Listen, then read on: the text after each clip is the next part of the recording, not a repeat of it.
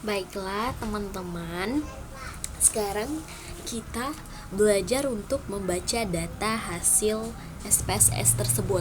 Ini data untuk skripsi, kita memulainya dari uji asumsi klasik. Karena itu lebih penting dalam skripsi pun itu juga kita harus mengetahuinya, gimana syarat atau dikatakan dia normal, dikatakan pokoknya uji asumsi klasik itu ada 3. Yang pertama uji normalitas, ini dominan yang dipakai sama skripsi. Yang kedua uji heteroskedastisitas, kemudian ada uji multikolinearitas. Nah, kemudian untuk teman-teman untuk tahunya, uji normalitas itu digunakan untuk maksudnya ini gini, bukan uji normalitas deh untuk keseluruhannya. Uji asumsi klasik ini digunakan untuk atau sebagai syarat pertama untuk memasuki ke analisis regresi linear berganda untuk variabel biasa, dan kalau untuk intervening untuk analisis jalur, kalau untuk variable moderating sebagai syarat untuk kita melanjutkan ke analisis MRA, itu untuk analisis moderate variable moderating. Nah, sebelum kita masuk untuk melakukan pengolahan data analisis tersebut, kita harus mengetahui apakah data kita ini bisa atau layak untuk dilanjutkan ke analisis regresi linear berganda, analisis jalur, MRA. Nah, jadi intinya uji asumsi klasik ini sebagai awal gitu, syarat awal untuk kita bisa melanjutkan ke sesi berikutnya. Karena apa? Karena jika datanya tidak normal, memiliki masalah heteros, memiliki masalah multikolinearitas, percuma kita lanjutkan karena data itu tidak bisa dipakai. Nah, sekarang kita masuk ke skripsinya. Kita ambil salah satu contoh dari sini. Kita ambil data yang setelah diolah aja. Ini kenapa dia ada 2 persamaan? Karena dia menggunakan variabel intervening. Nah, kalau dia 1 persamaan atau sekali pengolahan itu dia menggunakan variabel biasa atau variabel langsung.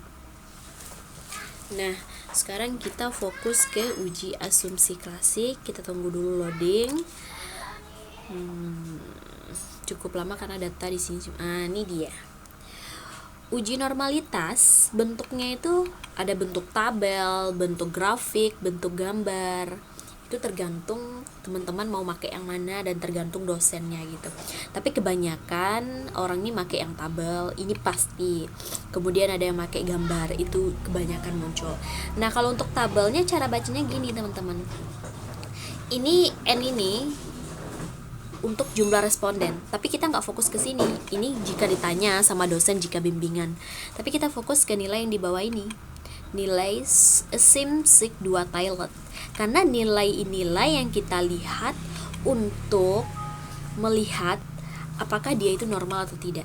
Nah, syarat dia ini dikatakan normal apabila nilai S sim sig 2 Taillet ini besar dari 0,05. Untuk syarat normalitas besar dari 0,05. Kalau ini kan dia titik nih, tapi cara bacanya 0,994 gitu ya cara bacanya teman-teman. Jangan baca titik 994, jangan kayak gitu. Bacanya pokoknya di balik titik ini, karena kita juga pernah belajar matematika dulu ya. Matematika kan juga kayak gitu. Di balik titik itu, 0 itu tidak dituliskan. Nah, di sini dia. Ini bacanya 0,0994. Karena 0,994 ini besar dari 0,05, jadi data ini dinyatakan normal. Nah, ini dalam bentuk tabel. Kemudian ini dalam bentuk gambar. Dia sama, dia sejalan. Karena dia ini kan dalam bentuk gambar, yang tadi dalam bentuk tabel. Kita masih menggunakan tabulasi yang sama. Cara bacanya gini aja. Data dinyatakan normal karena plot mengikuti garis diagonal. Nah, garis miring inilah yang dinamakan dengan garis diagonal. Plot itu nih yang bulat-bulat ini. Nah, jadi karena plot mengikuti garis diagonal, maka data dinyatakan normal. Nah, itu untuk uji normalitas. Kemudian masuk ke uji heteroskedastisitas. Bentar orang.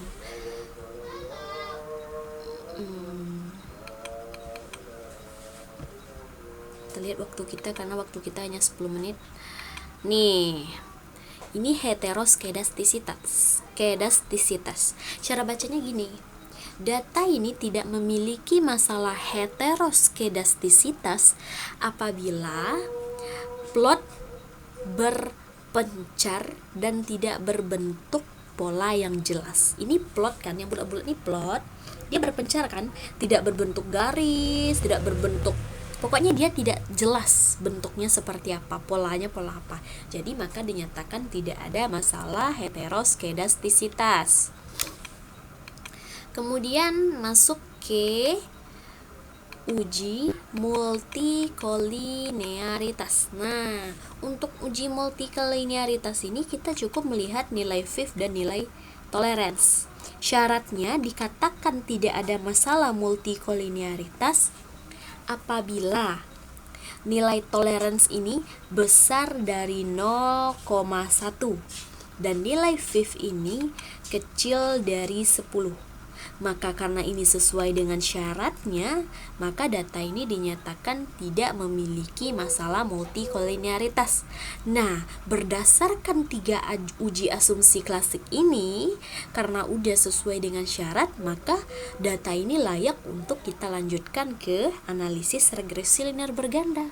Nah, ini nanti sebenarnya penjelasannya ada di bab 4 nanti ya, tapi ini untuk teman-teman agar paham cara bacanya, paham angka-angkanya gitu.